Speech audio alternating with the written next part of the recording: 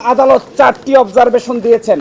তার মধ্যে প্রথমটি বলেছেন, অতীতের রায়ে বাংলাদেশ সহ এই ভারতীয় সাবকন্টিনেন্টের ক্রিমিনাল বিচার ব্যবস্থার পদ্ধতি চেঞ্জ করে দেওয়া হয়েছিল, এটা ছিল সবচাইতে বড় ভুল। আরও বলেছেন, আদালতের সামনে উপস্থাপিত সাক্ষ্য প্রমাণ অ্যাসেসমেন্ট করা ছাড়াই জনাব এটিএম আজহারুল ইসলাম সাহেবকে ফাঁসি দেওয়া হয়েছিল। এবং আরেকটি ইম্পর্টেন্ট কথা বলেছেন যে পৃথিবীর ইতিহাসে এটি একটি ট্র্যাভেস্টি অফ ট্রুথ, অর্থাৎ বিচারের নামে অবিচার। আরও বলেছেন, যে সমস্ত তথ্য প্রমাণ আদালতে হাজির করা হয়েছিল অতীতের আপিল বিভাগ তা সঠিকভাবে বিবেচনা করতে ব্যর্থ হয়েছে।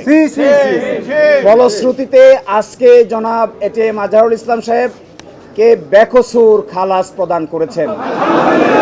বাংলাদেশের ইতিহাসে নয়, পৃথিবীর ইতিহাসে এটি একটি নজিরবিহীন ঘটনা হয়ে থাকবে। এরই মাধ্যমে আমরা মনে করি ন্যায় বিচার প্রতিষ্ঠিত হয়েছে, সত্য বিজয়ী হয়েছে, মিথ্যা পরাভূত হয়েছে।